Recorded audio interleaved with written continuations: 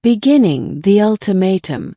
The first thing Captain Daniel Reeve noticed about the alien woman wasn't her silver skin or her glowing eyes. It was her voice. Cold, calm, and heavy with authority. "Human," she said, standing before him on the obsidian floor of the throne chamber. "You will either accept my proposal or suffer the consequences of defiance." The words hung in the air like a sentence. Reeve, still wearing his damaged pilot suit, blinked through the haze of his cracked helmet's display. He'd been shot down. His ship torn apart during the human expedition's first contact with the Vey'thari Empire. The rest of his squad was gone, scattered debris across the violet sands of Vey'thari, the alien homeworld. He should have been dead. Instead, he was standing face to face with the most powerful being on this side of the galaxy. High Commander Serath of the Vey'thari Dominion, the woman who now held his fate in her hands. What kind of proposal?" Reeve asked carefully, trying to hide the tremor in his voice. Serath's crystalline eyes narrowed. "Adjoining. A union between species. You will become my bondmate." Reeve's heart nearly stopped. "You're what?" "Your kind calls it a husband," she said flatly. "But this is not for affection. It is for survival of both our people." He laughed nervously, half in disbelief. "You can't be serious." Her silver hair shimmered like liquid mercury under the bioluminescent lights. "I am Vey'thari. I do not joke."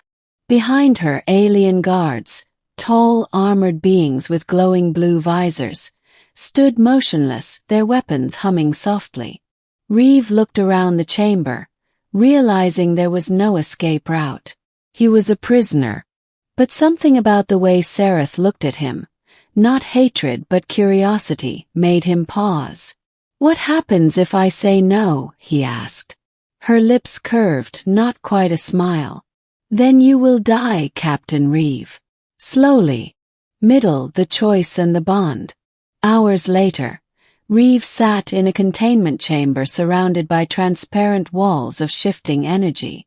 Alien symbols glowed faintly around him, monitoring his life signs. He'd been given water, food, and time to consider. Not that it mattered. He wasn't going to marry an alien warlord, not even a beautiful one. And she was beautiful in a strange, otherworldly way. Her form was humanoid but perfected, eyes that glowed faintly with bioluminescent blue, markings like constellations across her neck and collarbone, and movements that were both fluid and precise. He hated himself for noticing. Serath entered his chamber again, the air humming with her presence. "Have you reached a decision, human?" Reeve looked up. "Why me?" "You were chosen," she said simply. "Our seers foresaw a bond between human and Vey'thari that could stabilize our failing energy lattice. Your DNA carries a harmonic resonance we require." "You mean you need me as a power source?" Her gaze hardened. "As a partner in balance. The union ceremony binds energy and life, not merely flesh." He frowned. "So this is science." Her expression softened slightly. "And something older than science." Reeve stood, walking closer to the energy barrier. "You could have picked anyone else. Why risk your empire's leader on a human experiment?" Serath hesitated, a flicker of vulnerability crossing her face. "Because the ritual requires choice. And I chose you." That stopped him cold. "You don't even know me. I know you saved one of my soldiers from your own weapon's fire before you crashed. You act against instinct. You value life. That is rare, even among my kind." Her voice was quieter now, almost human. Reeve sighed. "If I say yes, what happens?" "Then you undergo the rite of fusion," she said. "It will bind our life forces for one rotation cycle, one Vey'thari year. If our bodies and minds remain stable, peace may be declared between our species. And if not, then we both die, she said without emotion. He stared at her, stunned. You'd risk your own life for this. Her eyes glimmered faintly. My people have lived in war for 3,000 years. Peace requires sacrifice. Reeve exhaled slowly. You really don't give me much of a choice, do you? Her head tilted slightly. You have the illusion of choice. That is enough. He almost smiled. You sound like one of my old commanders. Perhaps you sound like one of mine, she replied quietly. The rite of fusion took place in a circular chamber bathed in pulsating blue light. Reeve stood in the center, stripped of his armor, clothed in a flowing white fabric that shimmered like liquid energy. Serath faced him, wearing a similar garment of silver that clung to her form like starlight. Around them, ancient glyphs floated midair, reacting to their breathing, their heartbeats. Do not resist the connection, she warned. If you fight it, the energy will consume you. I'll do my best not to get fried. She raised her palm to his chest. Her touch burned, not painfully, but with the intensity of 1,000 suns compressed into a heartbeat.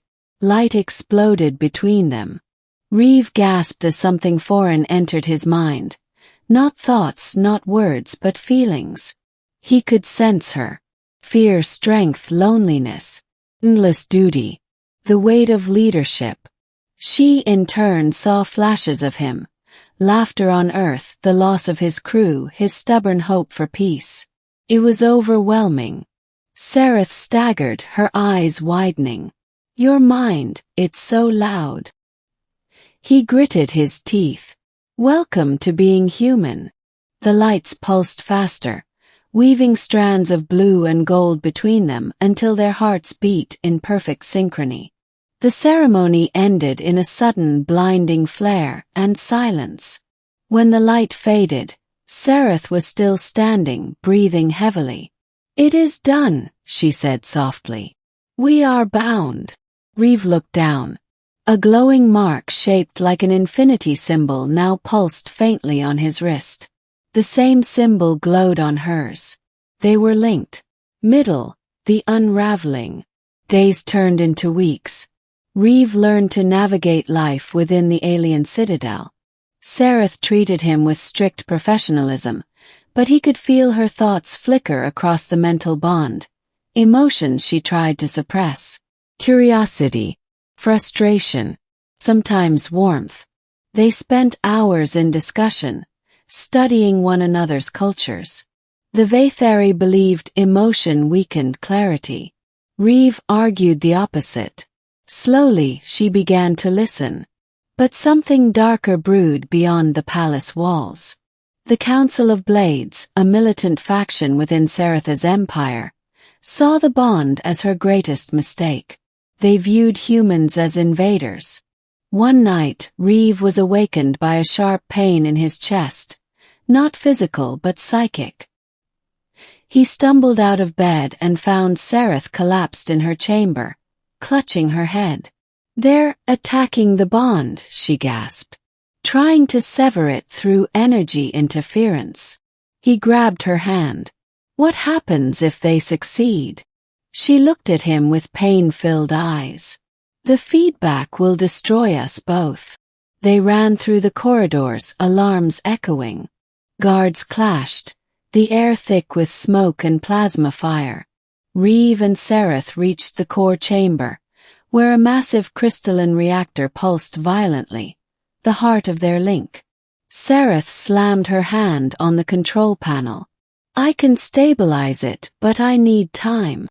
I'll hold them off, Reeve said. She turned sharply. You'll die,